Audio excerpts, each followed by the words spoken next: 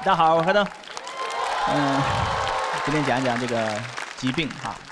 我这个眼睛是得了一种罕见病啊，叫青少年黄斑变性。这也是我来讲脱口秀最初的初衷，就是想找找我的病友，然后上了一个脱口秀的综艺，效果也很明显啊，所有人都知道了我是个盲人，没人记得这个病。我觉得那个节目不太行，所以今年换了个节目。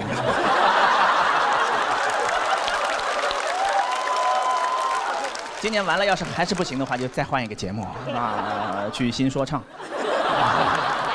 我这个形象都不用换的啊。罕见病啊，之前还去参加过一个会，叫中国罕见病高峰论坛。你听这个名字啊，又高端又惨，什么怪病都有，罕见病巅峰对决，有各种各样的，有拄着拐进来的，还有轮椅摇进来的。有个大哥最夸张，轮椅都坐不住，还专门有个人扶着。我心想，大哥都这样了，要不然就别来开会了吧？那就是我见过最爱开会的人。我说你要不老这么跑到处开会，会不会都已经好了都？我给你推荐个软件，叫爱奇艺会议。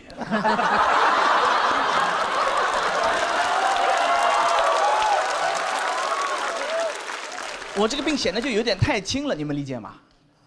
脱口秀还能比个2轮，那个大会海选就淘汰了。别人过来安慰我，我都不知道怎么接。有个大哥说：“你啊，你就是看不见啊，骑马没有生命危险。”我说这个怎么接呢？有个大姐说：“她可不能骑马，她骑马就会有生命危险。”我说谐音梗就能接，原来。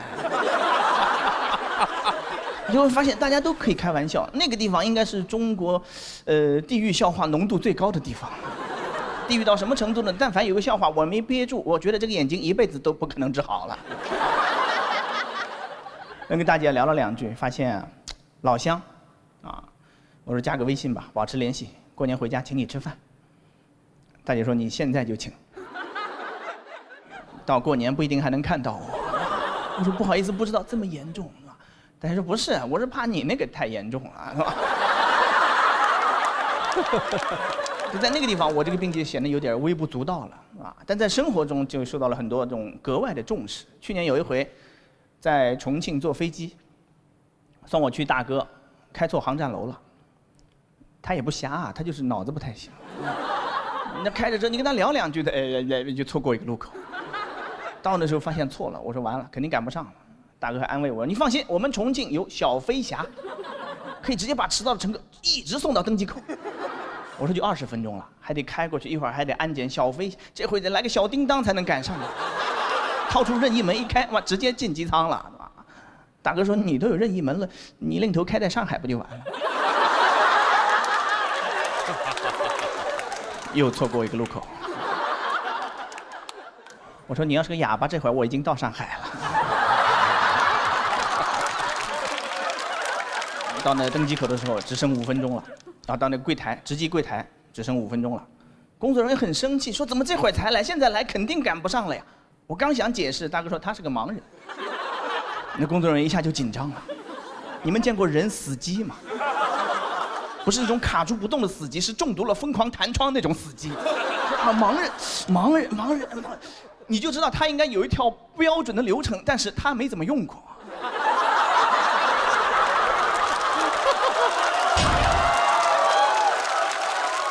开始在那抓耳挠腮，想说我这个腮去哪儿了呢？后来想了半天，抄起电话打电话，那个登机口来个人，这里有个盲人，赶紧接过去，咔就挂了。他咔那么一下，我就知道老子成功登机。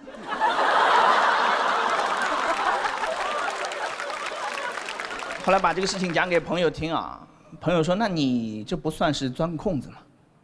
我说：“你怎么不钻呢？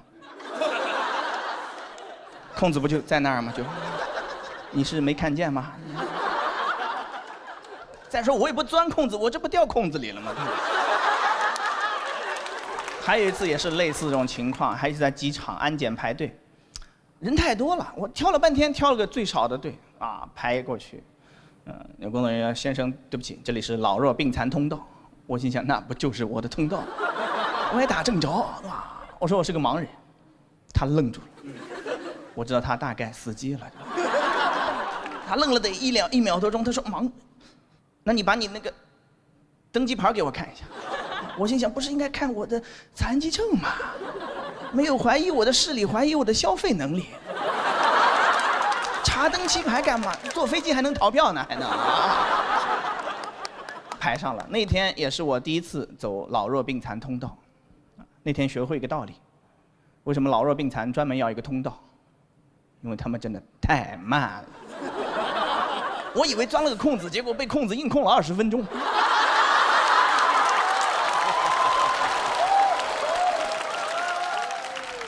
所以最后啊，呼吁残障的朋友们多出门，不要因为1、2次麻烦就害怕就放弃了，要多出门。你多出门，多给他们添麻烦，他们才能少死机。我讲到这，谢谢大家，我说谢谢。Hello， 大家好，我是嘻哈。谢谢，今年终于上节目了啊！因为一直有工作，是个空姐。你们今天的反应真的很棒。之前有些观众听到这，你根本就不像，我又不直接这样上。我们空姐要选上之后，要经过非常程序化并且非常系统的培训之后才能上岗。我觉得能理解，但是唯一不能理解的是，其中有一项培训很奇葩，就是把我们所有人带进一架空飞机，给我们一个真实的餐车、水车。让我们对着空座位想象那里有旅客，给他们服务。无法想象是吧？给你们演示一遍，空的。你好，欢迎乘舰，里面请不要打我。就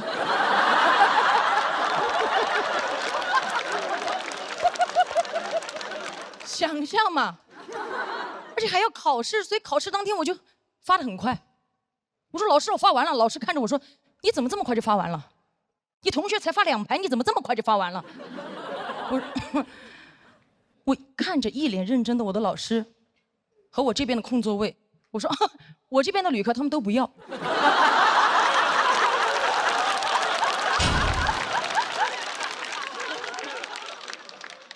我老师非常生气，看着我说，我飞了这么多年，第一次看到飞机上138个旅客什么都不要。我说小声点，他们都睡了。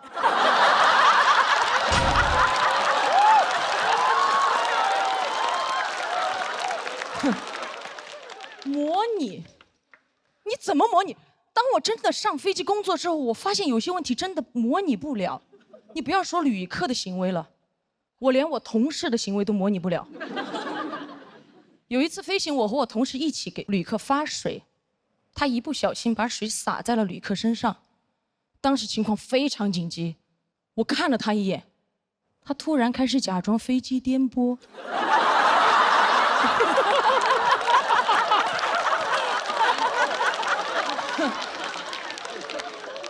他开始好颠，颠回了工作间。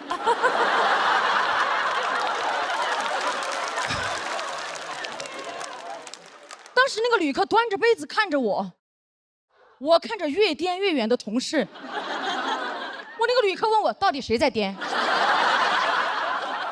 啊？这个水有没有人过来擦一下？我说，我当时心里想的跟我手上做的事情一模一样。我说，我擦。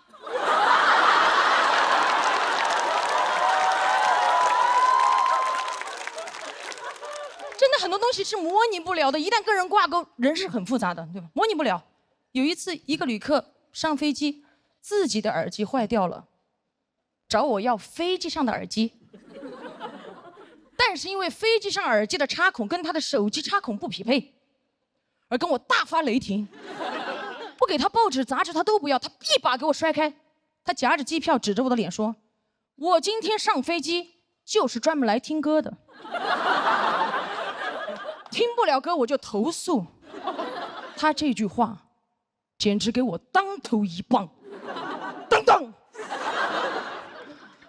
而且当时周围所有的旅客都已经探出头来想看我怎么解决这个问题了，我被逼到那个地方没有办法，我蹲下问他，您想听什么？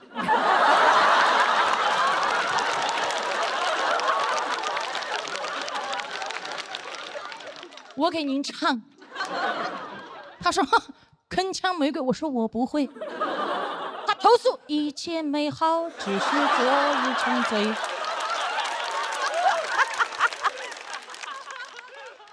简单，最后还是被投诉了，因为把他旁边的旅客呛醒了。旁边旅客拔地而起，老子今天上飞机不是来听你鬼叫的。而且我飞得越久啊，处理的事情越来越复杂。前段时间有一次夜航，一个旅客坐在3个人一排的中间位置，飞行时间太长了，他觉得有点热，他就去厕所把他那个秋裤脱掉。他脱秋裤我能理解哦，他脱的时候看到那个厕所有那个洗手液，他将就在厕所把他那个秋裤洗了。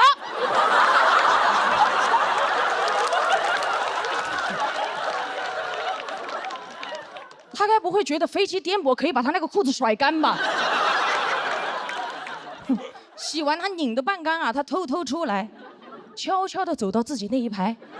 夜航嘛，所有旅客都睡了，他打开他头顶上方的行李架，把秋裤晾在行李架的边缘，然后把行李架盖了过去，最后把裤腿轻轻地搭在过道旅客的肩膀上，像献了一个哈达。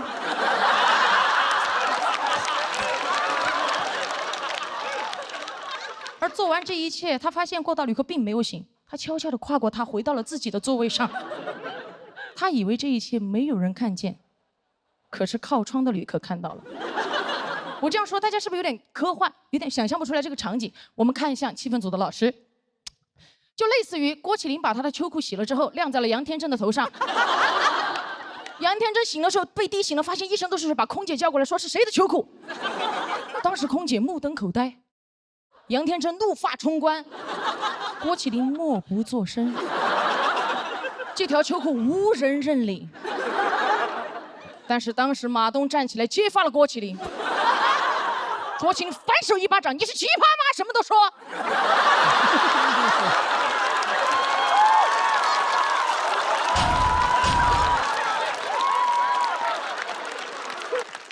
当时天真气得都不天真了，哇，3个人打得不可开交。我当时啊，就跟侯佩岑老师一模一样，礼貌的微笑站在旁边，你们不要再打了啦。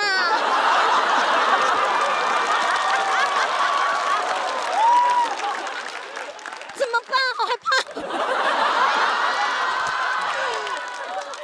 当时场景就是这个样子，跟大家还原一下，来看回来。但马东老师被打了之后素质非常高，都没有还手，直接捂住自己刚割的眼袋说报警。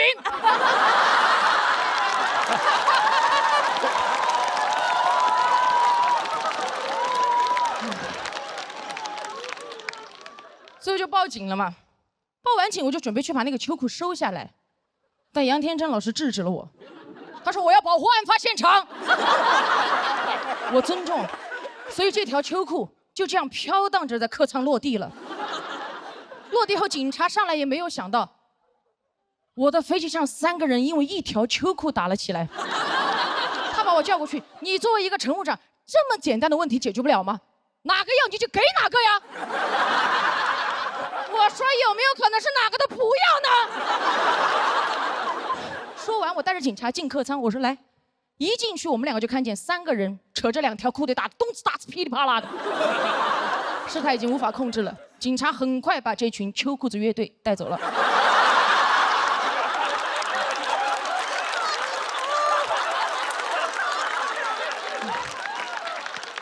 下飞机之后，我还是写了很多材料报备这个事情，最后还是被投诉了。我后来想了一下，反思了一下，可能当时确实是我处理的不够好。我就应该直接用那条秋裤把我吊死。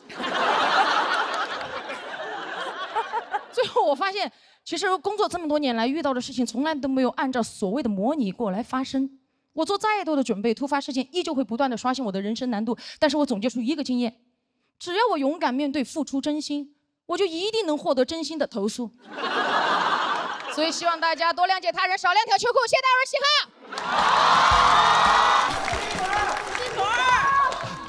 感觉都是我的托儿啊。来了啊！大家好，我叫辛博。小时候我就在农村生活，你说农村的医疗条件不是特别好，我爸妈就属于那种小病自己看，大病互相看，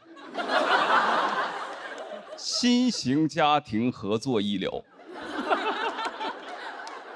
从小我身体不是特别好，经常吃药，但就没吃过那种 OTC 的。我爸指着 OTC 的标志给我讲过，儿子，你记着啊，这个牌子的药啊，没劲儿。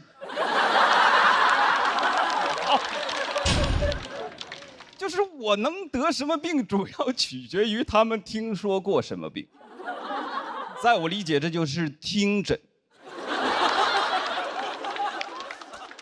小学的时候发现我后腰有块骨头特别明显，我爸给我的诊断是腰椎间盘突出。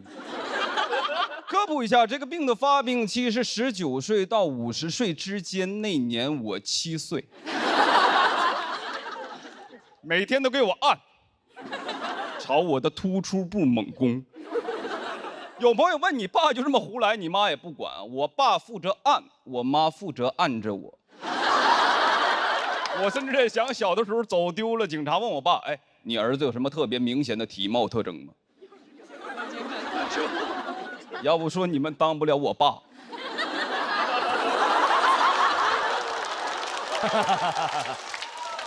我爸都得说腰上有我的指纹，能解锁我儿子。后来11、12岁，我就开始长喉结。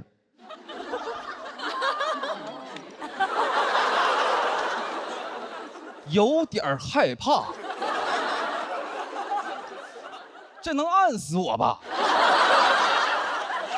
天天夹着嗓子说话，转移了，颈椎间盘也突出了。还有一次就是高中打篮球，被队友踩在了我的脚趾上，淤血一直不好，我妈的诊断是灰指甲。当时我爸已经外出打工了，但是通过电话的方式远程参与了我的会诊。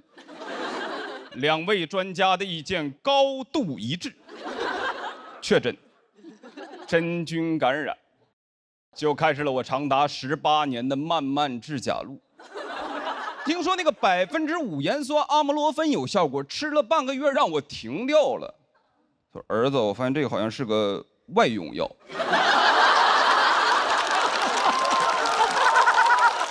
怪不得口腔都不溃疡了呢。我们东北有个菜叫小鸡儿炖蘑菇，我们家经常做。鸡肉可以不吃，那个鸡爪子得留给我，那个指甲我最好吞掉。说是吃啥补啥，以形补形，但不让我吃蘑菇，说那都是真菌。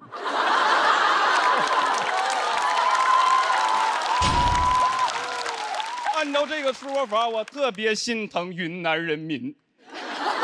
那就是全球灰指甲发病率的高地。我只听说过剑手青，不知道有没有剑角灰。昆明就是满城尽带灰指甲。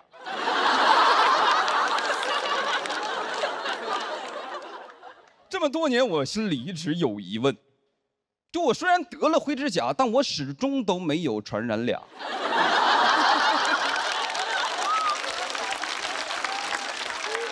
我妈给我的解释是，起码咱们控制住了。直到去年去捏脚，技师大哥看了一眼我的脚趾，说：“老弟啊，你这是湿疹，你回去买一管莫匹罗星。”我买了一管姜信姜仪，因为上面写着 OTC。这能有劲儿吗？抱着试试看的心态抹了半个月就好了，我感觉我的指甲都想给我托梦。18年了。当然我爸妈也不是意见经常一致，北方冬天经常流感肆虐，本来一家人整整齐齐吃着晚饭，我好死不死打了个喷嚏。你知道在我们家，如果我突然打了个喷嚏，那一定没有人想我。但一定有人想治我。我爸说是甲流，我妈说乙流。2个人争执不下，最终决定为了我2种药我各吃一半。这2个药的核心，一个叫阿比多尔，一个叫奥司他韦，都有一定的副作用。阿比多尔胃胀气，奥司他韦拉肚子。我奉劝各位啊，不要在胃胀气的时候拉肚子。我就像一台装了氮气的跑车。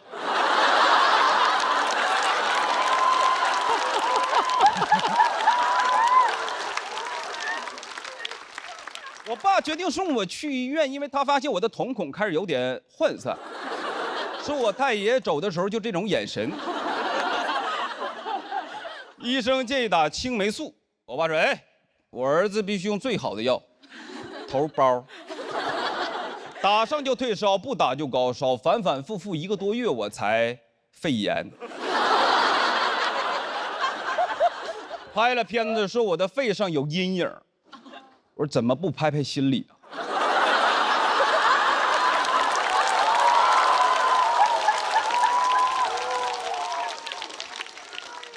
就那么个条件，大多时候就能靠经验、靠直觉。我受过教育，我现在自己生病就是上网学。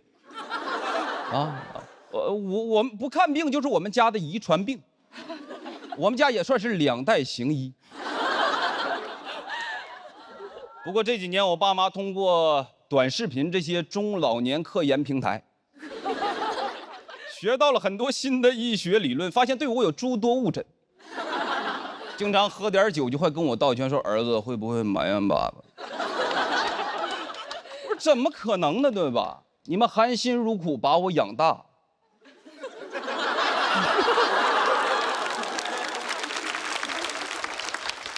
以后就是我养你们。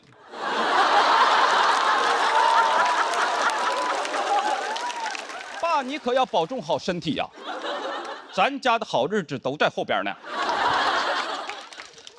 妈，你也是，我帮你按。原生家庭，在我的理解就是原谅生我的家庭。这可能只是个时间问题，但是在我内心里还是希望我爸妈有朝一日能跟我道歉，跟我说孩子对不起，毕竟爸妈也是第一次当医生。谢谢大家，我是辛博。嗨，大家好，我是黑灯。我有点上当了。刘仁成前天悄悄地跟我讲，付航的稿子一般，残疾人都骗哈。最近啊也在巡演，全国各地到处走，一个人就可以，带个箱子，装衣服是其次，主要是探路，能理解吗？就把它推在前面，要碰到一个障碍物的时候，哎呦，小心有东西啊。有一个楼梯掉下去了嘛，你先去死吧。就是一个20寸的导盲犬，但行李箱会有个问题，只能侧着推。你没见过人这么推行李箱的吧？对不对？有一次碰到2个隔离墩，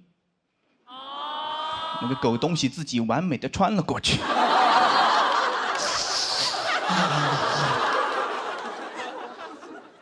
疼痛让人思考。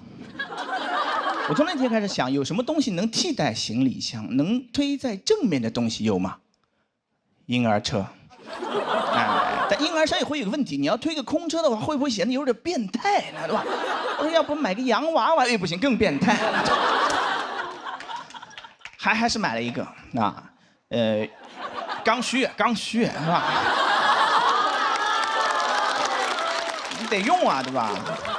推了1天就打消了我全部的顾虑，根本没人会多看我一眼，觉得有病啊什么的，不会的，人家觉得很正常，这有啥的？一个丢了孩子的父亲。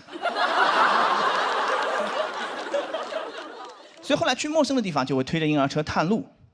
去年夏天想到了这个天才创意，当时还接了个活儿，一个公益机构叫金盲杖，让我去给他们学生上课。他们是教那个视障学生怎么用那个盲杖独立出行。老师还问我愿意来吗？我们公益机构只能给你800块钱课时费。我说愿意 ，OK， 你不给钱我都会去的。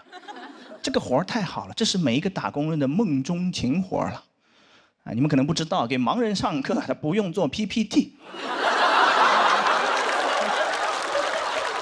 想到这儿的时候，我都动了邪念了。我说黑灯大胆一点，是不是其实人都不用去？给他们放录音不就完了吗？录音第一句就说那个我最讨厌插嘴的学生。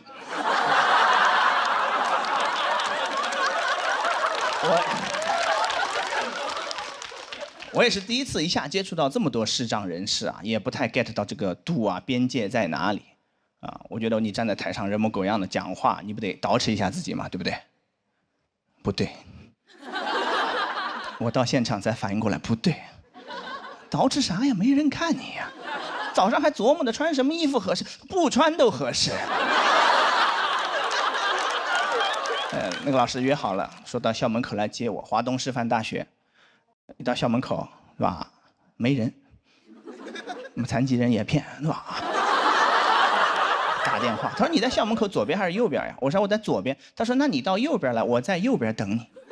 我就有点生气了，你知道我是盲人，你不来找我，你让我去，我没有发作，强忍着怒火，推动着婴儿车往右边去。到右边发现要死了，他也是个盲人。是我想当然了，他比我还严重一些，我还能看到一点，他一点都看不见，对吧？但是他有个盲杖，就自己这么敲，一边敲，哒哒哒哒哒，走得飞快。我说你走那么快干啥？你就那么忙啊你？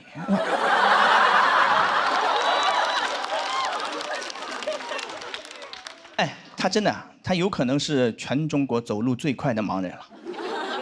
盲人博尔特，还没穿丝袜那种。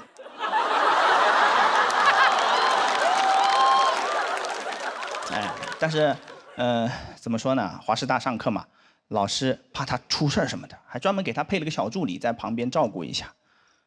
画蛇添足，小助理的存在一定程度上都限制了他的发挥了，因为他不方便在外人面前展示真正的实力了。如果没有他，就我俩一碰面，他说：“哎，黑灯老师，我也不装了，咱们盲人就不说暗话了啊。其实老子会飞。”江南七怪，我不知道你听说过没有？飞天蝙蝠柯镇恶正是在下。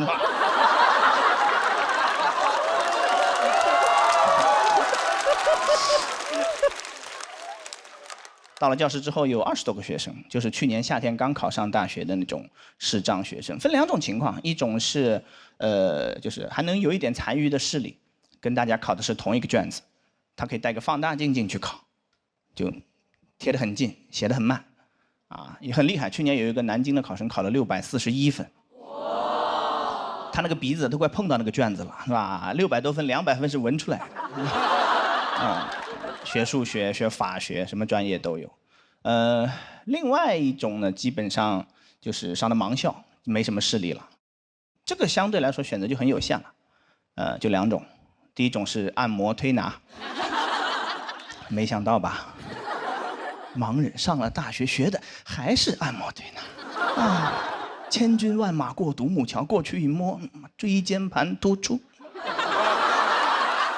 你说你要按摩推拿，你上大学干啥？你初中毕业你就去推呀，你推7年了，推成大拿了都已经。还有另外一种就是那2个学生印象也很深刻，学校很好，中央音乐学院。啊，音乐表演专业啊 ，Excel 表格很窄，音乐表都没写完整。我好奇是什么表，一拉开二胡，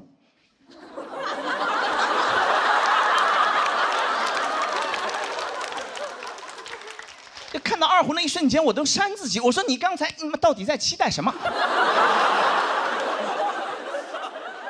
所有这些专业基本上也都是普通人设置的，他就大概想一想，一个人瞎了能干啥？脑子里一瞬间蹦出3个答案嘛，推拿、算命、拉二胡，啊，不是没有思考，对吧？他从3个里面精挑细选了2个，你来学，对不对？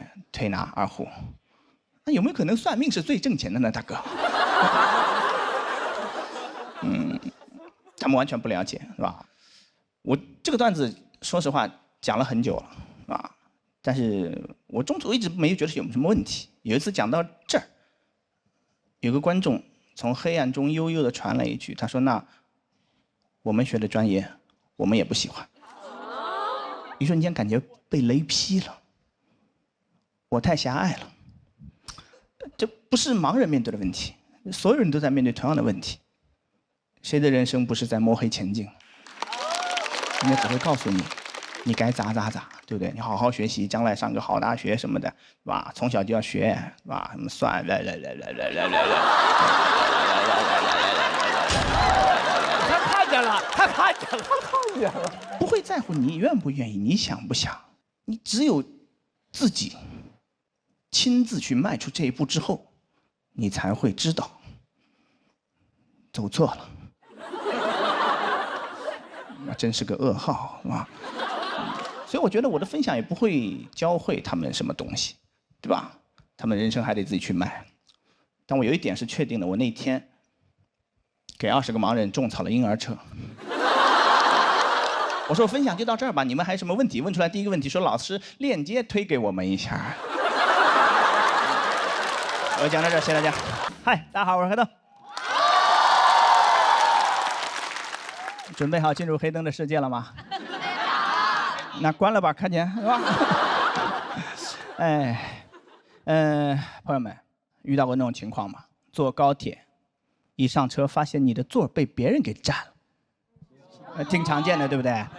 我遇到过一次，啊，不给残疾人让座，跟残疾人抢座，是吧？高铁的座位还有一个很贴心的设计，你们可能不知道。买票选 A、B、C、D 那个页面会弹出一个提示框，说系统给您安排了残疾人专属座位，是否接受？见过吗？没有也没有关系，以后办了残疾证自动就会弹出来啊！不要着急，每个人都有机会啊。第一次看见的时候我还挺感动的，人文关怀嘛，对不对？接不接受？肯定接受啊！有便宜不占，王八蛋也都。点完接受，他给转圈加载，转了半分钟，说卖完了。系统给您安排了其他席位，祝您旅途愉快。谁还能愉快？你没问我之前，刚才老子挺愉快的。我说天儿不错，出去溜达一下。一出门碰到一个大哥过来拍我肩膀，小伙子，我说咋了？他没事，哥提醒一下，你残疾，拜拜。生活愉快。现实生活中没见过这种人吧？活不到成年，挨打最多就这样的人，是吧？跑到你跟前都是，哎，巧克力吃不吃？巧克力，我爸从比利时带回来的，比利时的全世界最好的巧克力，要吃吗？要吃，让你爸出国买。巧克力叫 chocolate， 谁要吃你的巧克力？我有我的统一春福无糖茶。一口春福，茶香倍儿足，不用出国，想喝哪儿都能买到。你就说你想不想吧？你肯定想，赶紧去买，别等了，视频暂停一下，现在就去，我等你啊。那天我就没有买到那个残疾人专座，就是一张普通的票，一上车发现还被人占了。我是 D 嘛，那人坐在上面，我就我说是不是搞错了？我刚想张嘴问他，他先发制人，他说你坐那个 C。就那个笃定啊，那个不容置疑，你坐那个 C， 我就怀疑我是列车长，他是什么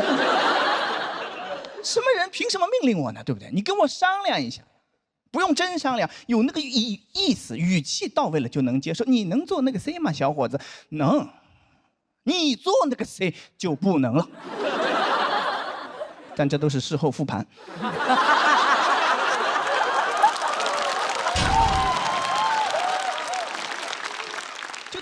火神的一瞬间，脑子根本转不过来，是吧？被那个气焰震慑住了。你坐那个 C， 我说好。一坐下就反应过来，说啊，凭什么听他的呢？对不对？气了一天，吵架没发挥好，就很生气，是吧？到晚上约朋友吃饭，吃饭反应过来了，我说我可以蒙他呀，我说 D 是残疾人专座呀 ，disabled。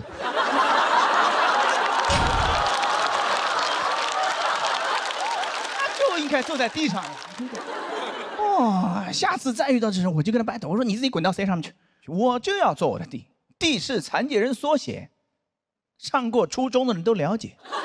难不成你是个玩说唱的老铁？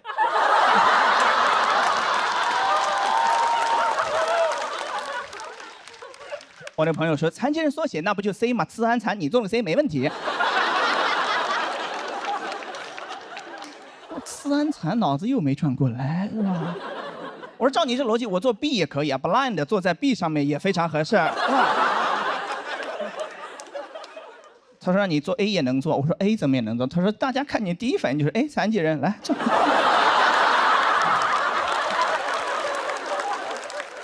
后来真的买到过残疾人专属席位，就是16节车厢，有大概2节里面有无障碍厕所，在那节车厢的第一排，那个地方确实宽敞，第一排你发现没有？也很好找，就是大家放行李的地方。哎，一个坐轮椅的，对不对？非常期待今天残疾人专座，咔咔咔一进来一看，什么意思？跟箱子挤一挤啊，让残疾人看行李。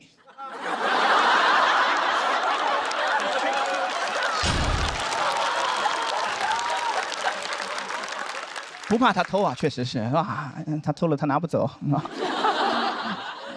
其实真正的原因是什么呢？因为第一排是离车门最近的，能理解吗？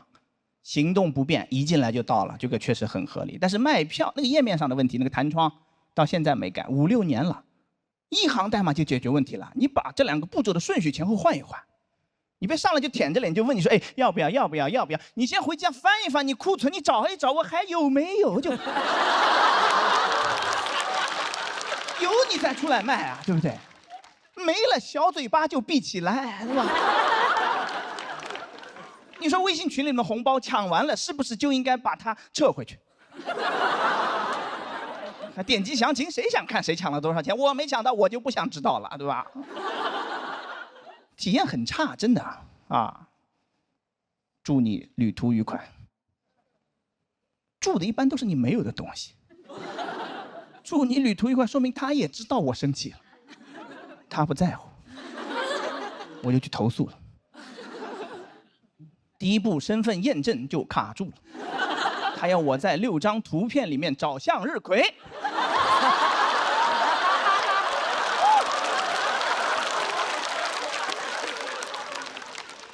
没有办法了，是吧？事儿很小，但是，哎，确实体验很差。我确实没什么办法，我就讲个段子，就当笑话这么一讲，你们就听，对不对？哎，但是产品经理，你不要就当个笑话听啊，你走走心好不好？你当个事儿办，对，能不能改？能，肯定能改。你现在就去改，别看了，视频暂停一会儿。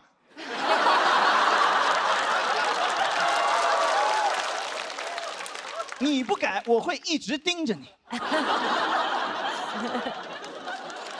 黑灯 is watching you。好，讲到这，谢谢大家。以前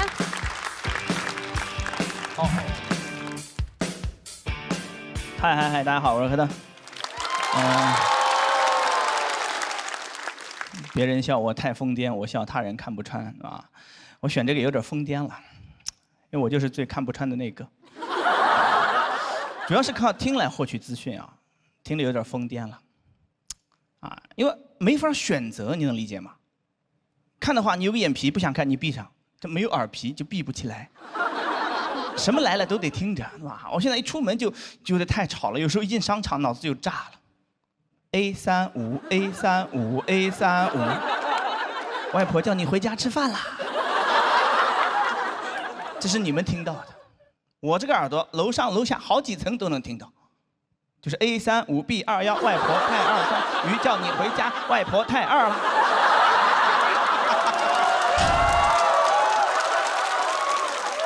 全是这些东西，是吧？你耳朵里听了全是垃圾信息之后，你这个脑子是没有办法进行正常的思考的。我就会想，谁家外婆会这么叫呢？给孙子编号，都编到35了，到底生了多少个？生多了确实费劲，要编号，对吧？当年朱元璋要是学会这套，就不用那么费劲了，给后代起名还造字，金木水火土，太费劲了，编号呀。生下来第一个朱 A1， 朱 A2， 朱 A3， 哇，孙子就是朱 B1， 朱 B2， 往后编。到时候什么靖难之役，燕王朱棣攻打朱允炆，那就不是什么那个，就是朱 A4， 暴打朱 B1。据说当年郑和下西洋也是为了寻找失踪的建文帝，我都能想到那个画面，郑和站在那个船头说：“朱庇一，朱庇一，你四叔叫你回家吃饭啦。”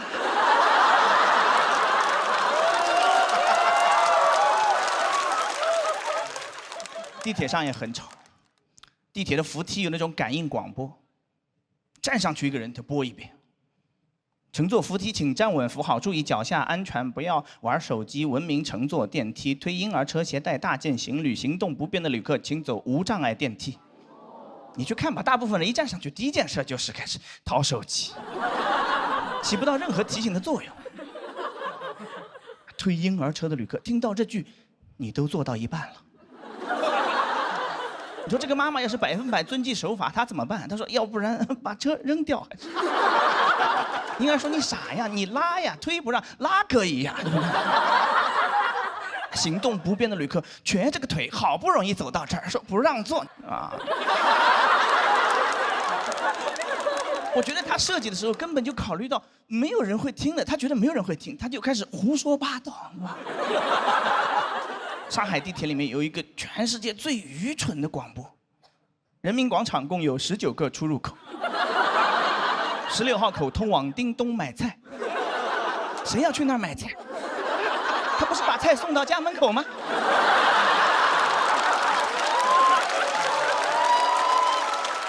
你哪怕说去刘娟美甲美睫沙龙，我还能理解。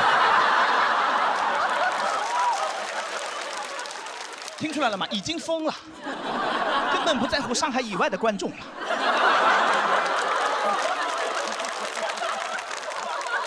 我去过好多城市啊，30多个城市坐过地铁。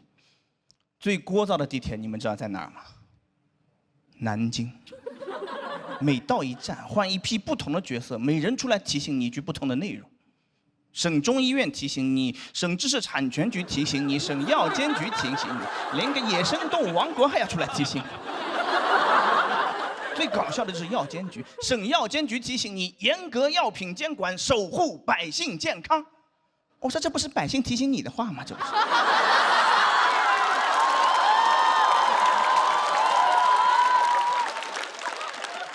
车门一关上，车刚开出去，前方到站新街口车站，进站时请先下后上，有序乘车。你提醒谁呢？有序先下后上。你提醒等车的人呀。老子都上来了，你叫我先下后。提醒什么呢？提醒一会儿到站了，门一开，如果要先上，你就抽他。你先下后上。你别怂，你就抽他。地铁判官培训班。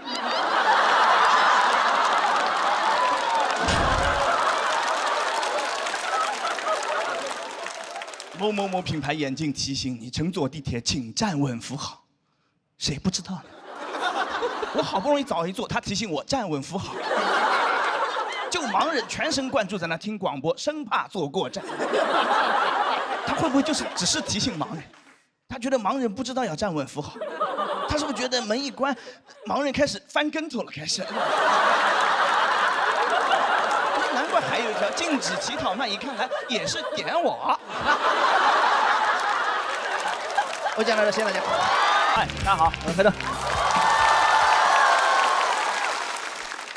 很高兴啊，比到半决赛了，其实已经非常满意了。决不决赛的其实都无所谓啊，大家根据自己喜好投票哈，就是喜欢谁就投给谁，帮他晋级啊。但是投给我呢，还能额外再攒一份功德。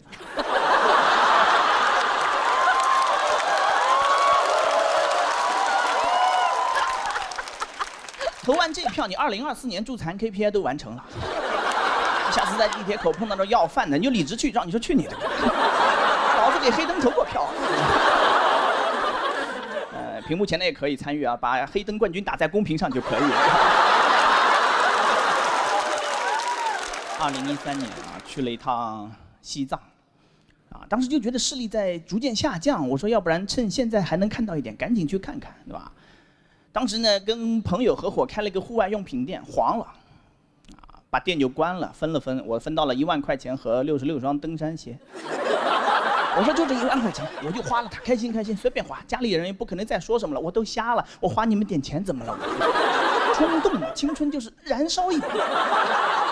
背了个包就上火车了，从无锡上的车坐到拉萨，48小时硬座，坐到青海人就不行了，腰要断了，后半段就是硬座，坐一会儿在凳子上这么跪一会儿在那扭。火车上睡觉还感冒了，下车之后去住宿，一进那个青旅我就知道来对了，符合了你对西藏所有的幻想，什么神秘的雪域高原一模一样，就汇聚了全国的傻缺文艺青年，非要杀死那个石家庄人。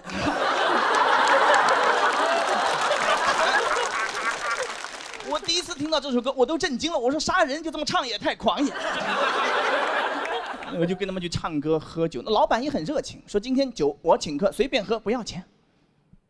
我说这种人都能开店，我的店怎么就开黄了？我喝，哇！我让他知道社会多么险恶，我喝到他起舞弄清影，我喝死在人间吧他。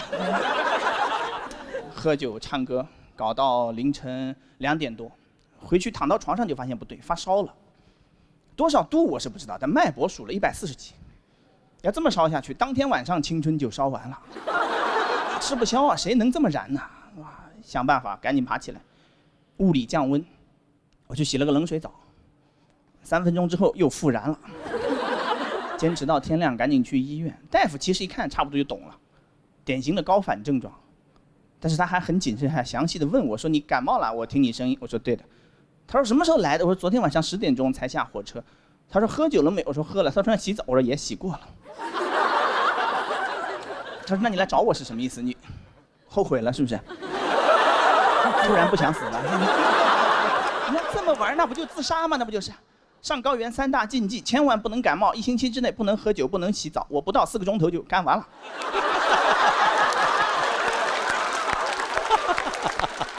他又给我又是挂盐水，又是吸氧气，我那趟总共玩了不到6000块钱，看病这么一下，氧气什么1500。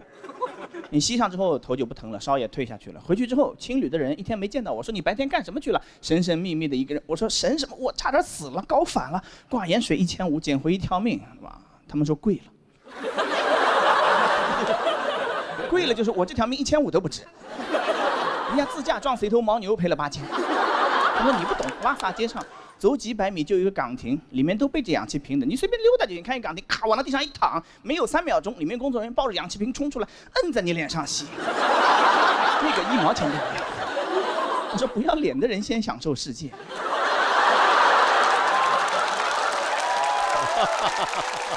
还能这么玩，果然是万能青年旅店。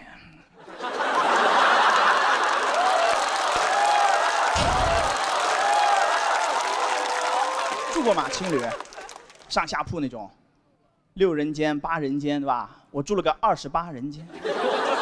28人间什么概念呢？不太像人间了都，住的都是妖魔鬼怪，那种最异的异人。跑到我跟前第一句话，哎，来了。我说他谁呀？这是。后来发现他跟所有人都是这么打招呼的，哎，来了，怎么来的？你俩怎么来的？2个小姑娘说，我们从成都走过来的。那大哥愣了一下，我就知道了，艺人只有神经病能治。走了3个月，2个小姑娘晒得没有人样了。为了防紫外线嘛，戴个墨镜，最后就2个眼睛是白的。你不看那个照片不仔细，你还以为大熊猫底片吗？这是。一个50多岁大哥说，从云南骑自行车骑到拉萨，28大杠。他为省点钱，自己带个帐篷，天天在国道旁边扎营。50多岁的人了，中二到什么程度呢？他骑到半路，也不知道听说哪儿地震了，热血一上头，把帐篷捐了。后半段大哥就不露营了，就是露。骑到天黑，把车往旁边停，自己直接躺在地上。我说真仗义，8方有难一方支援。我都心疼大哥，我说躺地上不冷吗？你盖个自行车吗？你倒是。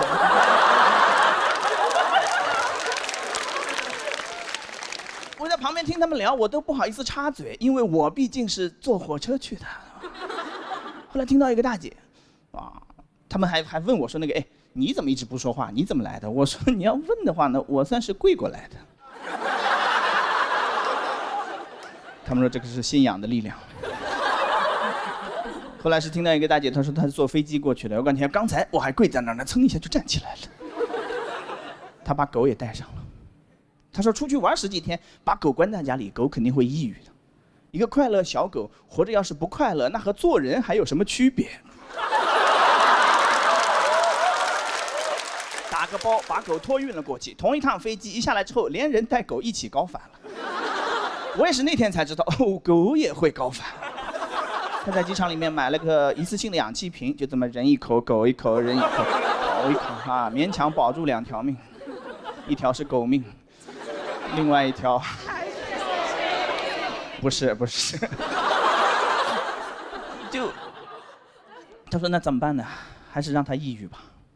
那个快乐小狗活着最重要的还是活着，打个包又把狗寄了回去。你说这狗怎么想？狗说你遛狗呢，你是不是遛狗呢你？我是喜欢出去玩，但你不能这么玩我呀，对吧？一日游机场，无氧皆有氧。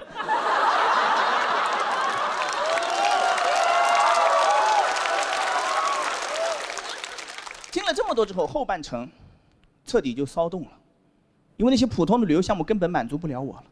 你们理解这种心情吗？我本可以忍受黑暗，如果不曾见过这个太阳，就想找刺激玩野的。后来在路边拦车，知道这个手势吗？顺风车是吧？停下来，你往上爬就行，也不用问搭，不用给钱，搭到哪算哪啊。但是男生不太好搭，一个男生还能试试看，2个男生听我劝一句，趁早绝了这个念头。往那一站，2个男的拦车，不会有人敢停车的，因为他不太确定，让你俩搭上他的车之后，会不会还得搭上他的车？玩了1个多月，啊，说实话，去之前其实挺 emo 的，也不只是我这个眼睛状况导致的，我觉得可能生活在大城市，当代大家多多少少都有点焦虑，被那个社会始终推着往前走，啊，22岁得本科毕业，啊，不弄个研究生你找什么工作？大学没考上，是不是只能送外卖？考上大学学个哲学，是不是还是送外卖？就永远在焦虑，在比较。但是你去玩一圈之后，你就知道了，什么工作、编制、学历、户口，这狗屁玩意儿，去你的吧！一路上见到那么多人，没有一个有工作的，人家玩的可开心了。我觉得高原反应可能就是上了高原才能反应过来。就城市里那些生活是不是每个人的必须选择、唯一选择？不一定。我在那吸氧的时候就在那想，就一边吸氧一边想，就吸氧想，吸氧想，想。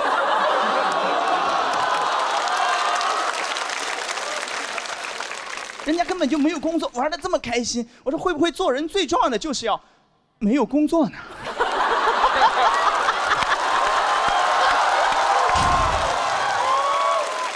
一下就想通了，对吧？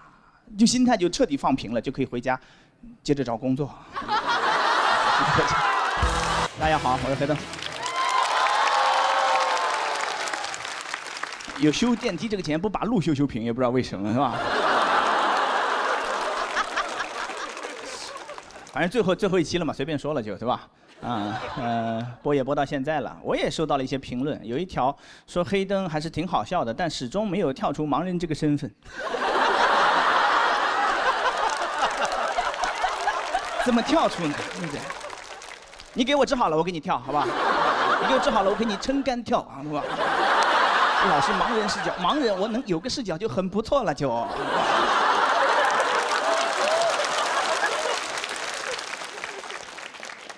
今天还是讲这个主题，没有什么别的东西，因为我觉得讲的还不够，大家还是不了解，有很多东西可能大家平时根本没有注意过啊。有一些给盲人设计的那个设施啊，其实就是摆设。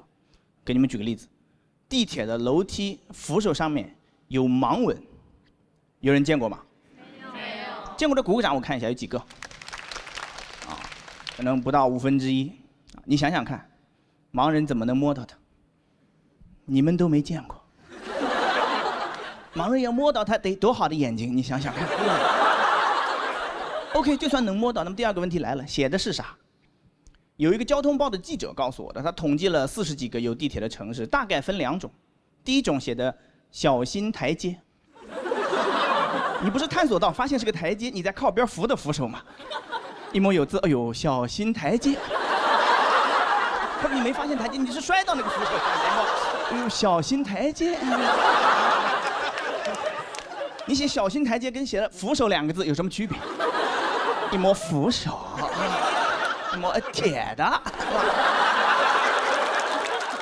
第二种写的是向上，或者向下，就看哪头，这头是向上，这头是向下。你摸还在那拼的向哪儿？你往前摸一下呀，向上呀，这是。就没什么用，啊，就是个摆设，给你们看的，能理解吗？你哪天你要自己无意间发现这几个盲文点点，你没准都会被他感动了。哦，就拍个照，发个小红书，哇，这个设计师天才，这么小众的需求都想到了。一个小红书啊，都是谁在用这些小众设计啊？一点进去啊，瞎子在用。我不知道，我觉得你换个思路吧。不能提供什么实际的帮助的，你改一改，让那种提供一些情绪价值。没什么人摸到嘛，让摸到他那个幸运盲人，给他提供一些情绪价值，改成吉祥话。摸到了开心一天。你摸，恭喜你摸到我了，你最棒！老前途一片光明。每个地方都不一样，他就会愿意去摸，会给他惊喜，给他欢乐，他会去摸一摸，就摸一下，写的是什么？我在人民广场9号口很想你。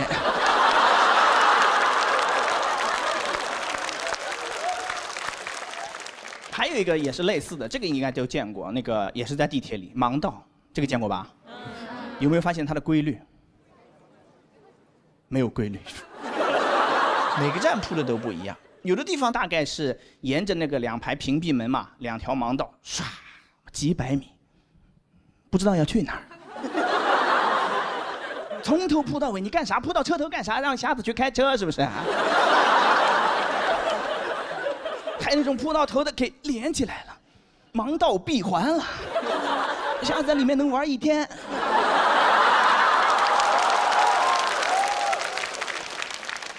你要这么铺，我大概就理解思路了，知道你不太出门，出来一趟多锻炼。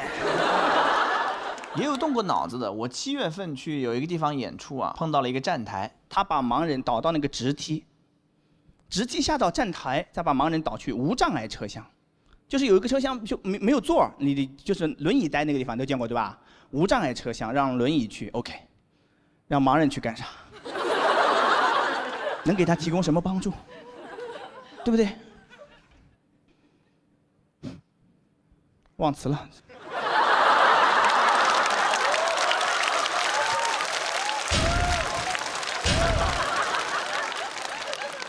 看不了提词器，让我想一会儿哈。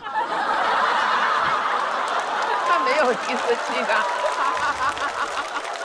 你知道为什么会忘词吗？本来前面有个商务，然后被一个主动的人抢走了。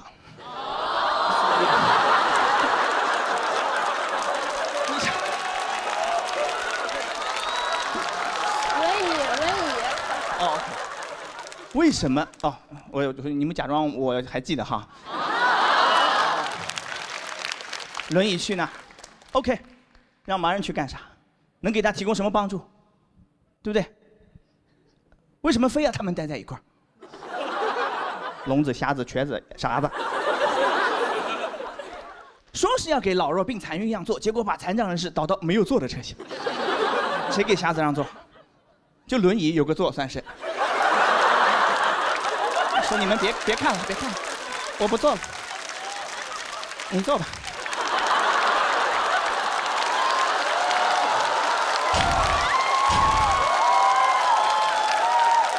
我虽然一条腿，但这么多年独立惯了。你坐吧，你坐。就把有障碍的人导到无障碍车厢就解决问题，他就这么粗暴，哇，太粗暴。我用这个逻辑对待你们，你们也接受不了。就是听力障碍的朋友会自称聋人，把听得见的朋友叫听人，这个知识点你们知道吗？不知道，我告诉你们了，你想想看，如果我也用这个逻辑，你们肯定接受不了。看不见的叫盲人，看得见的叫贱人。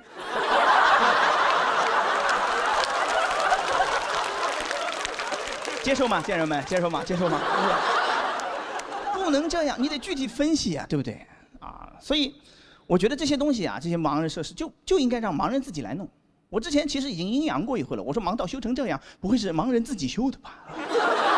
当时只是开玩笑，回去想了一想，有道理，就应该让盲人自己来弄嘛，他们是用户呀，对不对？对。不对，我们是用户。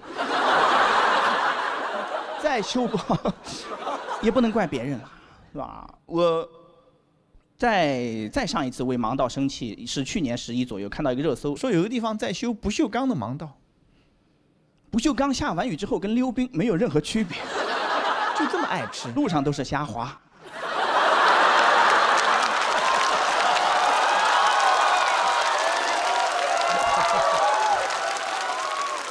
脱口秀完蛋了，一边骂谐音梗一边鼓掌，笑成这样。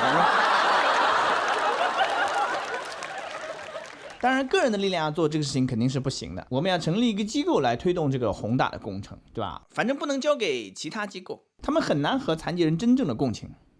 我们弄一个机构，宗旨是消灭对残障的歧视，让每一个残障人士都过上像普通人一样的生活。这名字叫普联，普通人联合会，只招残疾人。招一些盲人来修盲道，第一解决盲道不好的问题，第二解决就业的问题。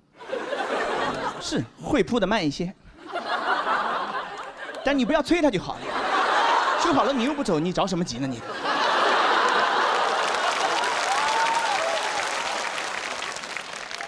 你要真嫌他太慢的话，招聘条件也放宽一些，招一些聋人，他们出了名的手脚快，让盲人监督他们。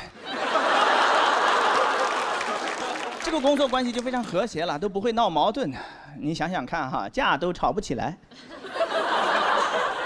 我可以当着面骂他，我说你是不是聋啊？说了10几遍了还这样。对方都读唇语，我就戴口罩。我说你是不是聋啊？我说10几遍了。他也可以当着面骂我，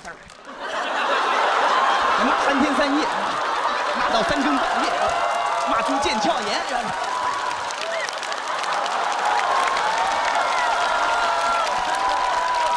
盲人心如止水。本来这个段子还能更好笑，只能比这个手势，其他手势他们不让比。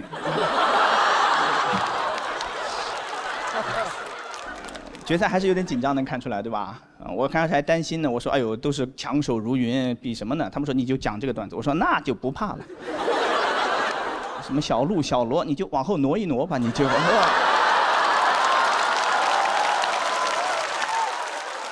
什么富航刘洋凉凉就是。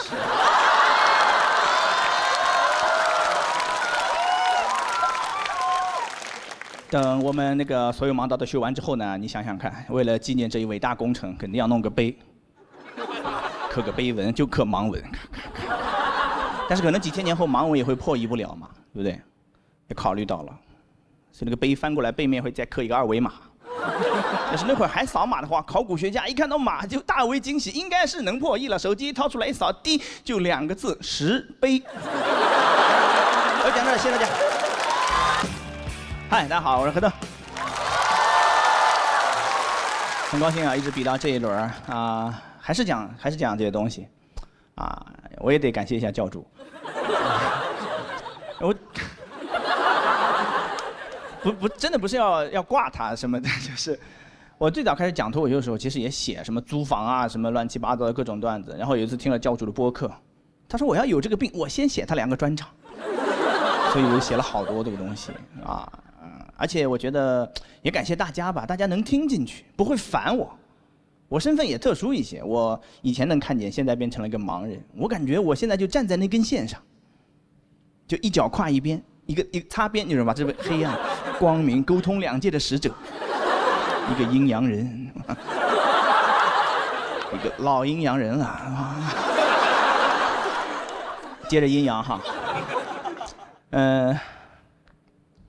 其实啊，之前就上过一次综艺，上了之后呢，收到很多朋友的留言，各种奇奇怪怪的，你都想不到。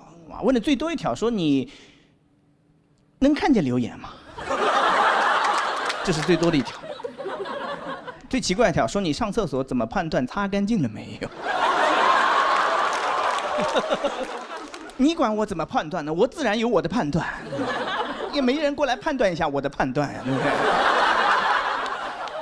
我完全不会觉得冒犯，我很清楚大家生活中没怎么见过盲人，不可能说你头30年人生没见过，今天第一次碰上一个，你就天然的掌握好这个尺度，边界在哪里，什么话能讲，什么不要，不会的，你没有接触过，没有练习过，不要紧张，没有任何谴责你们的意思。因为沟通它是一个双向的过程，不光你们不知道，盲人也不知道怎么跟普通人打交道。你想想看，你没有见过盲人，盲人更没有见过你。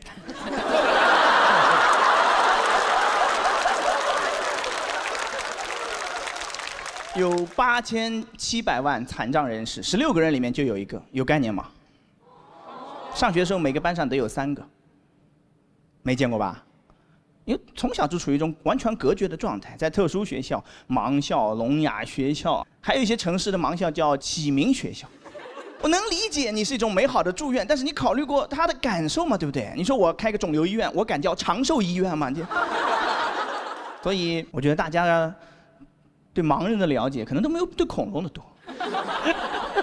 盲到其实吐槽过几次，有个朋友问我，他说：“哎，你骂了好几年了，怎么一直骂他？有没有这样一种可能性，是你自己不会用？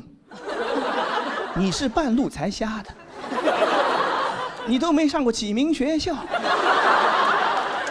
他觉得跟着他就能导航去左边去哪儿，右边去，你没有这个概念吗？你们还在吗？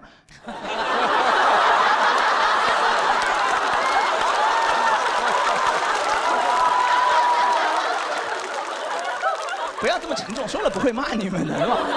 啊，做不到的很简单，它就2种，一种是条形的，就告诉你直走，放心的往前走，对吧？但是没有一个人敢放心的往前走，只要磕过一次，你这一辈子都不可能放心的往前走。还有一种是点点，点点知道是什么吗？停。有很多朋友说是拐弯，不是的，就是停，有可能会拐弯，有可能会下楼梯，或者会出来个车撞死你，什么不知道。你踩到点点就小心哦，大概什么情况？你算一算是什么？你不是会算吗？对吧？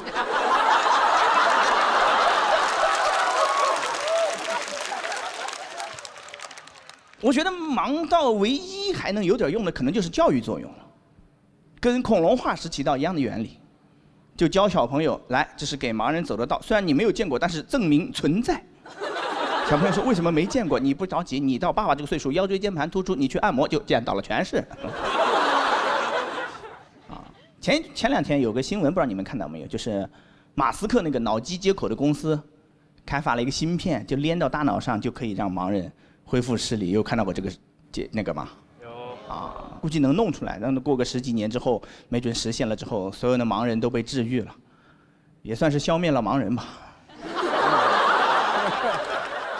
但到那个时候，我觉得现在遭受的苦难啊，什么做的这些事情都会被忘掉的，因为我对人性的非常了解，就是历史是胜利者书写的，你都灭绝了，不会有人再说你好话的。你想想看，恐龙灭绝了，现在说什么？说恐龙脑容量小。我太了解普通人了 ，AKA 贱人，是吧？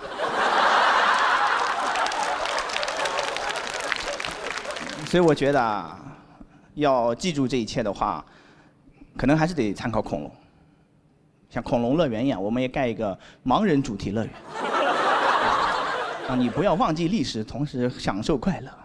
进来先把眼罩扣上，没有见过导盲犬吧？来，旋转木狗给你安排。VR 电影去过迪士尼吗？飞越地平线、禁忌之旅就那个一模一样，我们也会主题换一下，海伦凯勒的一天。1天不过瘾 Pro 版，假如失去3天光明。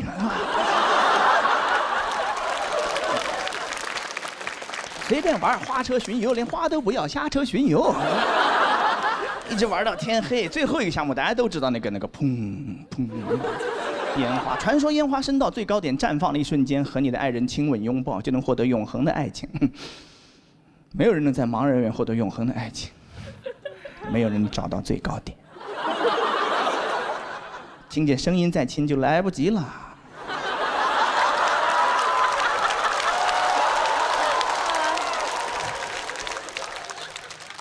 我知道说了这么多，我一整季说的所有东西，短时间之内都很难改变。但是了解是改变的前提嘛，所以感谢脱口秀，让看得见的朋友们看到了很多平时看不见的东西，也让我也挣到一些钱吧，以后真的能用上，就花钱能治，对吧？在这个意义上，我觉得不光对你，还是对我，脱口秀都算是一种启明艺术了。所以谢谢大家，谢谢脱口秀，谢谢脱口秀的观众，谢谢。嗨，大家好，我是柯灯。比了好几轮啦，很多演员都说特别羡慕我身上这种松弛感，还跑过来问我说你怎么做到的，完全看不出你紧张。啊，我说我也完全看不出你紧张。他说懂了，目中无人。我最放松的一次啊，就是最目中无人的一回，是在一个天桥上，踢了个乞丐的碗，完全没看见，过去咣当一脚，我俩都沉默了。他是没有料到什么人这么横。城管都不敢这样。我为化解尴尬，我赶紧跟他解释，我说那个，可能看不出来啊，是个盲人啊。他紧张了，他对不起，那我走。其实看不清呢有好处，就是减少了一些社交压力啊，经常后台聊天啊，不太熟都啊，说什么谁文本好，谁表演好，我就不聊，我看不上表演好的。完全看不上，演了4轮了，付航演的啥，完全不知道。以前还有人给我解说呢，坐我旁边，现在干了个啥？刚才把我一个人留在上面，对吧？后来我就这么剪，我说你怎么剪呢？我啥也不知道。聊八卦还有后台，所有人都好奇，他说这个人是谁？只有我在好奇说话这个人他是谁。有一次我跟一个不太熟的演员聊了得有2分钟，才发现他是庞博。声音也听不太出来，不太熟嘛，我就只能套他的话，获取一些线索，跟玩狼人杀一样。我觉得每一个不太熟的局都应该有一个狼人杀那样的主持人 Q 流程。天黑请闭嘴，庞博请张嘴。但是其实认不出来人还问题不大，就是尴尬嘛，说错话而已啊。话可以乱说，但是东西不能乱吃。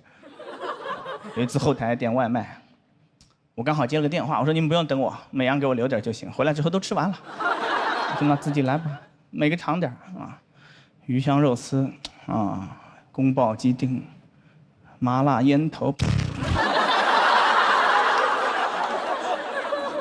我完全理解他们，是吧？因为普通人很难想象，盲人每天面对的都是什么，就跟我一样，我也很难想象每天面对的都是什么，就跟开盲盒一样。印象最深刻一次盲盒是在一个酒店一个自助早餐，多功能饮料机，你们见过没有？好多按钮，看不清吧？随便来一个，4个牛奶、咖啡、豆浆，我偏偏精准地按中了清洁。有人喝过清洁吗？寡淡。所以很多年前看钢铁侠的时候，我就很羡慕，我说哪一天科技进步了，我也能拥有一个那个 Jarvis。就把我这个眼镜一戴上，我眼前看见什么东西，你无意识告诉我，对不对？后来听说罗老师还清了债，去干 AR 眼镜，我知道我那个等的眼镜应该是完了。开玩笑的，罗老师，加油啊！有需要我帮助的时候可以来找我啊，人人都是产品经理，盲人也可以。在老师那个高科技眼镜出来之前呢，现在主要靠手机解决所有看不清的问题，啊，用手机上有个软件叫屏幕朗读，用听的，我耳朵很好，大概是4倍速，知道你们没有概念啊，我给你们演示一下啊，就是非常快，很难有人听出来啊，打个赌吧，谁听出来？我不是真美谁带错了，各位都是垃圾。有人听出来吗？再来一遍 ，OK， 好，慢，给他放一遍慢的吧，好不好？我不是针对谁在座的各位都是垃圾。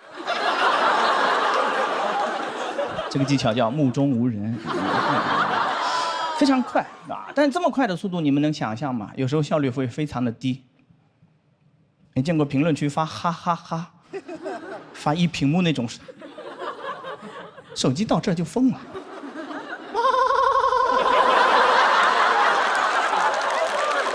连续哈5分钟，他不喘气，你知道这么发的人脑子确实不太正常。你复制粘贴啊，他就手工敲打和啊哈哈，一屏幕哈哈哈，中间有一个啊。评论也不能刷太多，我有一阵沉迷刷评论，看看网友怎么夸我的，就搜黑灯，搜了一阵，搜几天就不搜了，因为搜出来最多的是千万不要黑灯玩手机会瞎。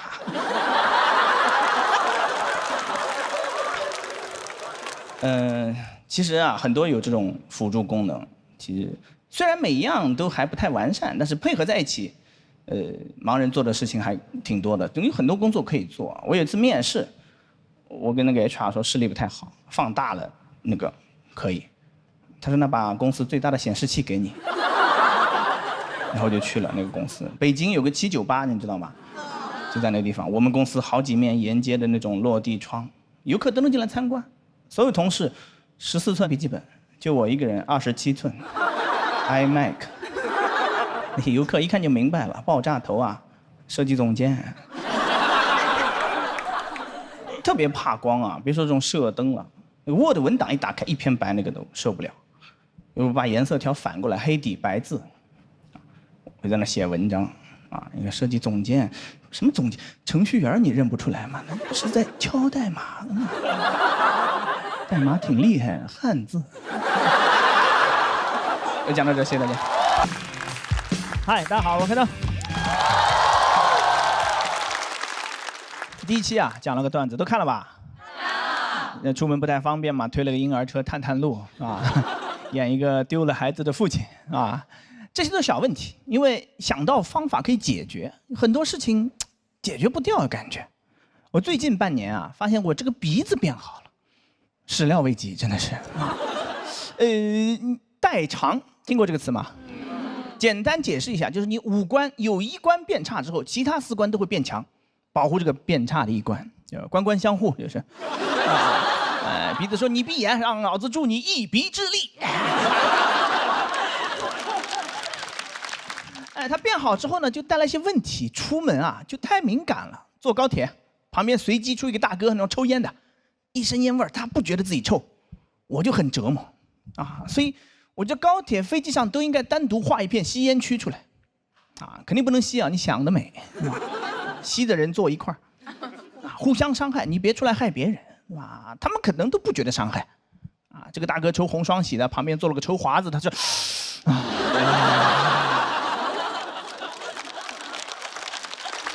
上流的味道。或者插花的坐也可以，吸烟的，狐臭的，啊，6天没洗澡的，中午吃大葱的，你们互相伤害，别出来害别人，是吧？哎，你要觉得你旁边人臭的话，你先别发作。你反思一下，为什么安排你坐在臭的地方？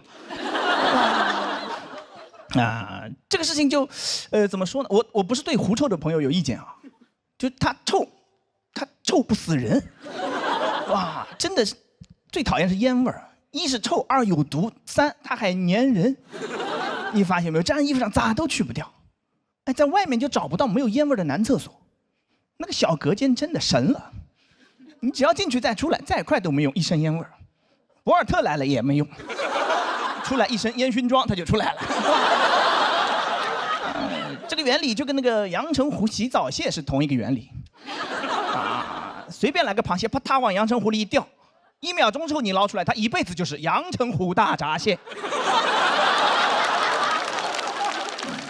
我过去3年啊，就上厕过1次，对吧？因为大多数时候女厕所还是很好认的，因为老要排队嘛，根本进不去，是吧？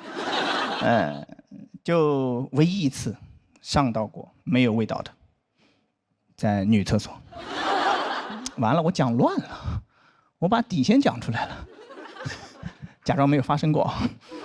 唯一1次上在女厕所，不是故意进去的，真没认出来。女厕所的标志都太抽象了，你们发现没有？越贵的商场越跟你玩抽象。哇，显得他们花钱了，设计了啊！那个这么一比就是个女厕所了。你要这么一比的话，你都多余花这个钱。你找那个德伦草书过来给你画一下，也是一样的。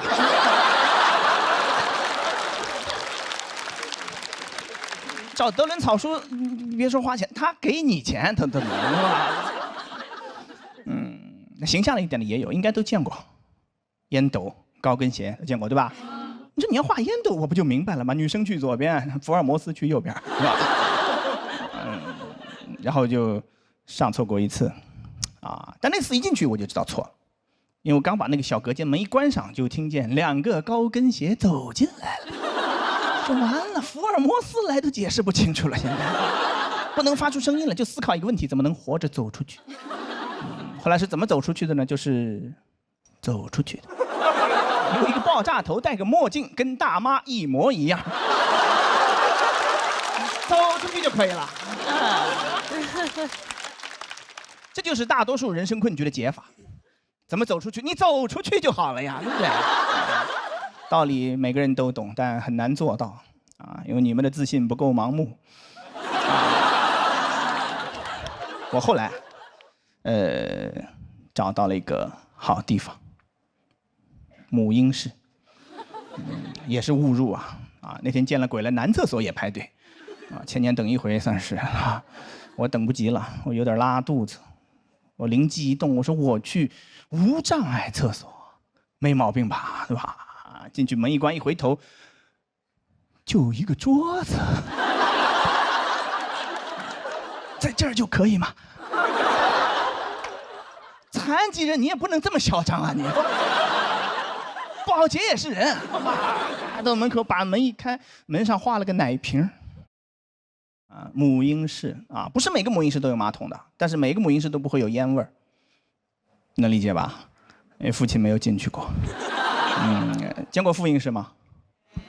很少吧，对不对？想过没有为什么？父亲不太管孩子，父亲自己都管不住，上个厕所不抽烟他都忍不住。哎，那妇婴室真开了咋办？谁照顾谁呀，对吧？自己还是个婴儿呢。哎，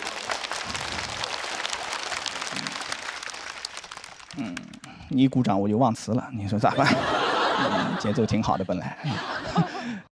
自己还是个婴儿呢。好，父亲自己还是个婴儿。我问过很多朋友，为什么上厕所要抽烟，对不对？你怎么吸得进去的呢？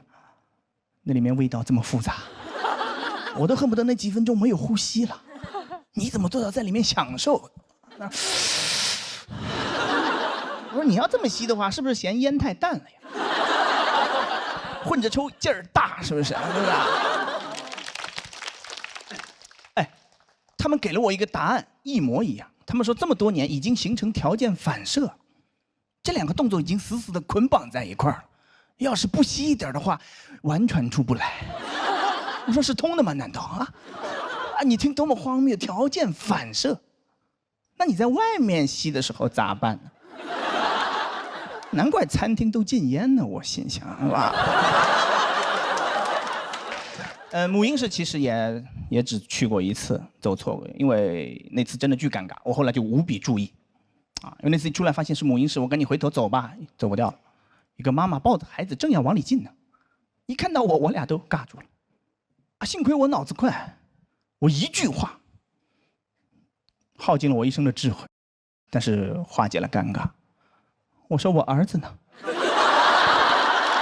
儿子去哪儿了？我就出去接了个电话，谁给我儿子抱走了？再说你把我儿子抱走了，你婴儿车留给我还有什么用呢？是吧？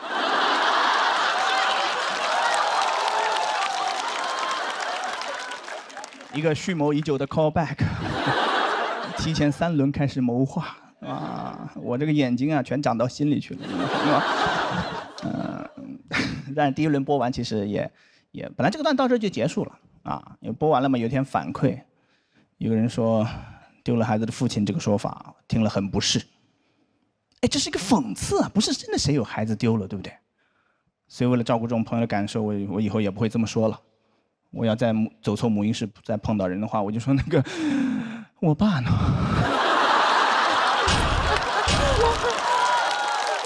我爸去哪儿了呀？说好了接完电话就回来抱我，一个电话接了18年了，肯定有躲哪儿抽烟去了。现在我婴儿车自己都能推了。谢谢大家，我讲到这，谢谢大家。大家好，我是乐。有没有觉得最近2年这个世界变化的太快了？一会儿打仗，一会儿贸易战。我这个眼镜是进口的，有点磨损了，想买一副新的，碰上了加关税。也没舍得买。这个世界我现在越来越看不清了，小某书也看不懂，上面的生活有点太精致了，不太像真的生活。我倒不是说我多么清醒啊，就是我这个人很难被图片给迷惑到，你懂吗？我是不会被荼毒的，也不会跟着那些图片去打卡的，因为打卡清单就是 to do list， 啊，刷起来也费劲，得配合着读屏软件，碰到字儿他就给你念出来，碰到图片他会给你大概的描述一下有什么，戳穿了一切。刷到过那种文案吗？梧桐区这个展览邂逅夏日呼吸感。读出来是一个人在一幅画前摆姿势拍照。读到本质了，小某书的本质就是摆姿势拍照，啊，非常无情啊，没有 IP， 没有品牌故事。Hello Kitty 叫蝴蝶结猫，拉布布叫呲牙兔，高档白酒叫瓶装致癌物。有些东西就是看不见了，你才看得见。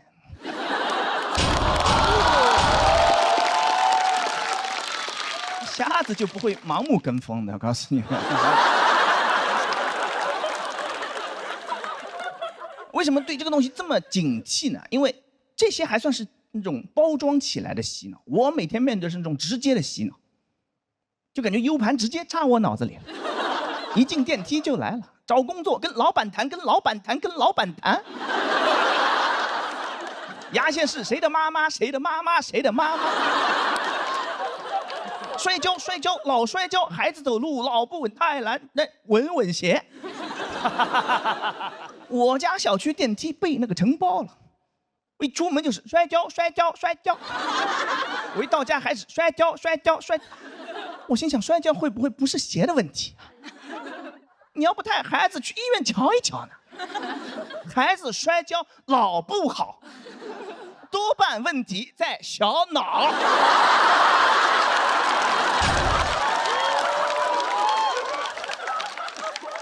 带点旋律的更加致命。我就路过一个奶茶店，我爱你呀，你爱我。回家跟着他哼了整整1个星期。我在那洗碗呢，洗着好好的，突然就来了，我爱你呀，你爱我。等你意识到你在唱歌的时候，你觉得自己就是个弱智。你洗个碗，你乐啥呢？你乐是吧？你爱吗？你爱洗碗吗？你不就是没洗碗机吗？你不就是？就那么几首儿歌，写点词儿就往里套，一点创意都没有，但真的听得进去。这么高效的洗脑方式，我觉得就不应该用在这儿了，应该用在那种反复强调但是没有一点效果的地方。地铁站台上你就应该单曲循环，先下后上，先下后上，别插队，别插队。打思想钢印只需要2只老虎。哎，孩子不搞对象不结婚，过年回家你也别唠叨他，你唱你的歌就完了。不结婚不生孩子，老了以后怎么办？不结婚不生孩子，老了以后没人管。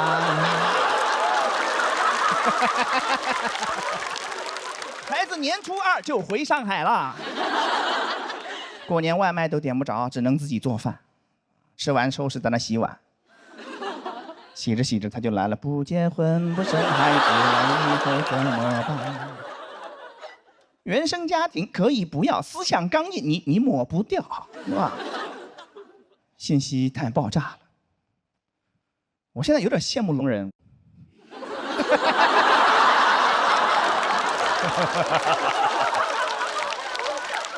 不用听废话，是吧？我有个观察分享给你们，怎么了？盲人不能观察啊？暗中观察不是观察啊。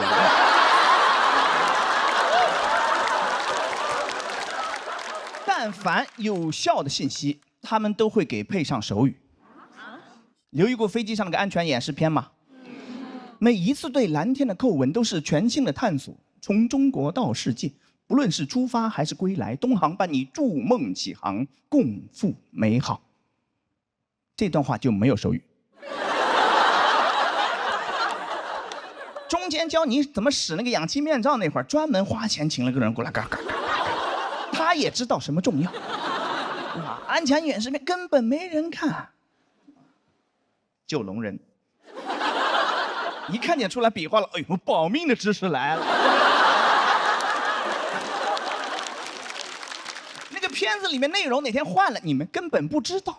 哇，真要出事了，一飞机的人在那大喊大叫啊，要死了怎么办呢？啊妈，写遗书吧，对吧？还有一些人为了掩饰内心的紧张，在那唱歌，不结婚不生孩子，往以后真好看。只有2个聋人，无比镇定，一声不吭在那聊天。我给你们翻译一下啊，你不要紧张，刚才片子我看了，第4排下面有降落伞，你跟我走。但只有2个，不要声张。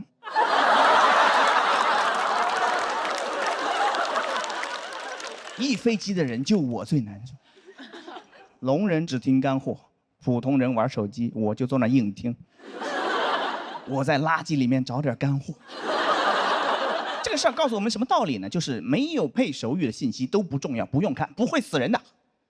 钉钉飞书不用看，不会死人的。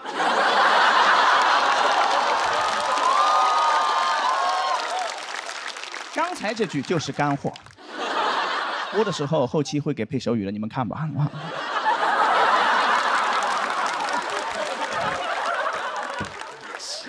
哎，我怎么说呢？特别烦这种包装起来的这种虚假的那个情感连接，是吧？我喜欢直接的。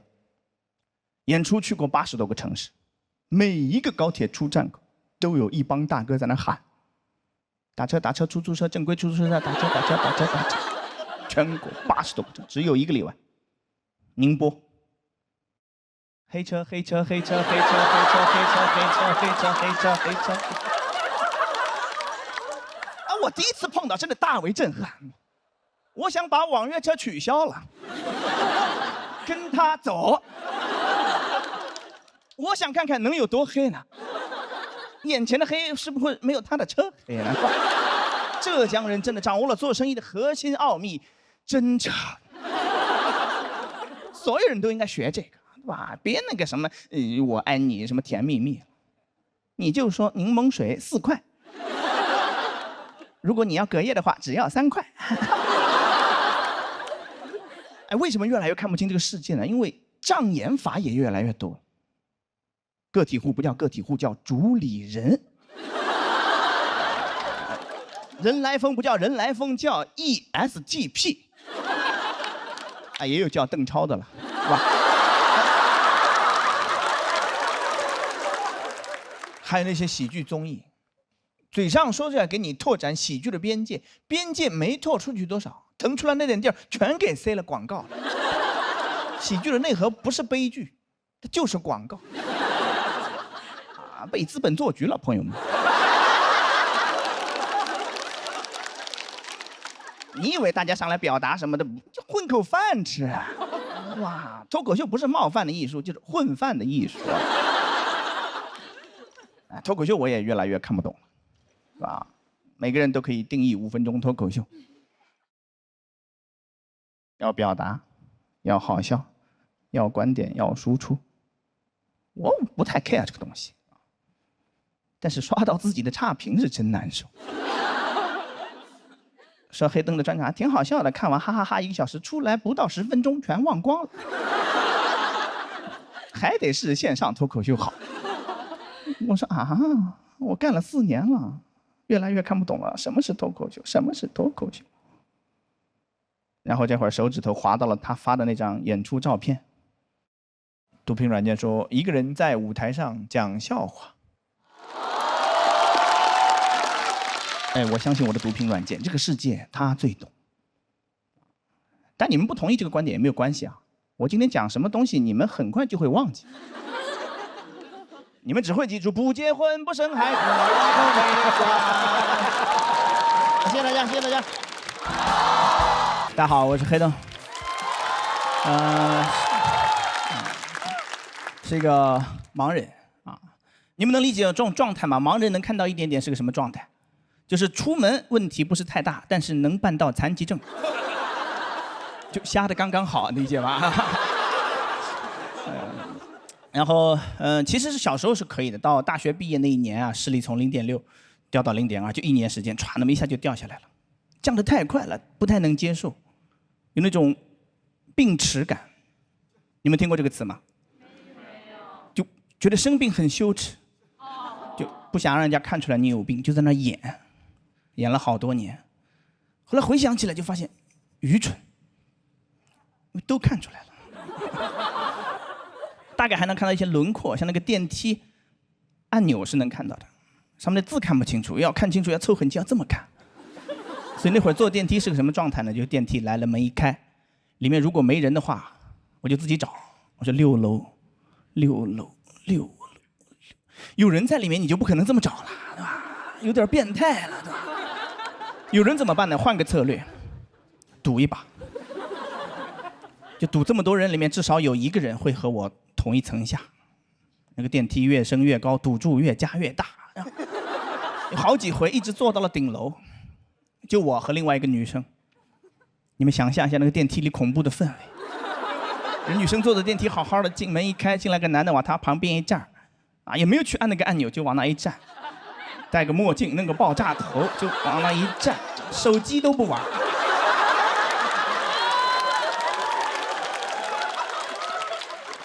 一直坐到顶楼，门开的一瞬间，人姑娘是发射出去。等他的门关起来之后，我说6楼，6楼，6楼，愚蠢啊！监控都给你拍进去了，人家拿这个录像去报警，一抓一个准。不想让人家看出来你瞎了，演个变态。到0.2之后呢，降的就很慢了。今天跟昨天没有区别。跟1个月前可能也没有区别，但你知道它在下降，因为每隔一段时间就会有个东西看不到了。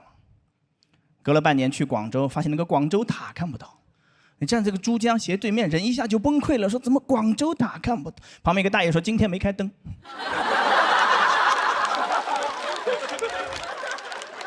你不知道什么东西出来弄你一下，你就崩溃了。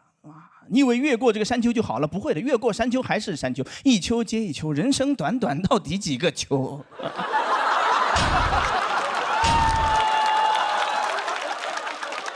但从这个情绪里面走出来之后，你才发现那些没有杀死你的，真的会让你歇2天再来杀你。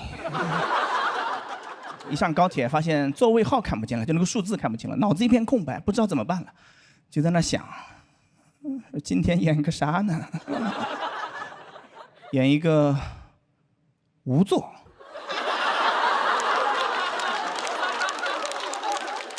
演技也很拙劣，因为车厢里到处都是空座。我就拖着我的行李箱站在2节车厢连接处，心想是赶紧到站吧，我不想坐了，赶紧让我走。越想走越走不掉，因为都是空座，你站那儿就已经很可疑了。路过一个列车员就要查我的票，路过卖盒饭的都要查我的票。把票给他一看，他说你还有2个多小时呢，你站着干啥？我说要你管，老子抽根烟。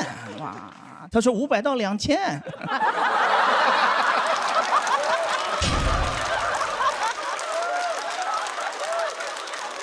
然后慢慢摸索之后呢，时间长了之后也学会坐高铁了，现在很优雅，我都不排队，跟在最后。进去之后手机掏出来，照着行李架的方向大概拍一张，然后放大了看，1或者是15。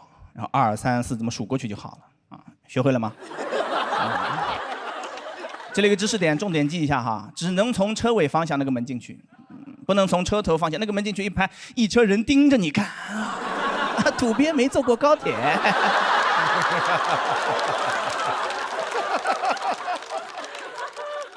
这都是后来发现的，不用装，因为你装着装着就把自己装进去了，哇，又麻烦别人又麻烦自己。你不装的话，只麻烦别人就好了呀。跟人家求助嘛，你看现在坐电梯啊，我就跟人家求助。有人的话，你想想看，他按完按钮大概就靠那门边站着，你跟他说就好了。你说不好意思，我看不太清楚，帮我按一下6楼，谢谢。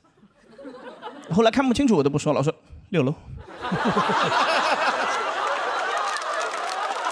因为大多数人啊，听你说看不清楚，他第一个反应啊，说那墨镜倒是摘了呀。我讲的是谢谢大家，谢谢。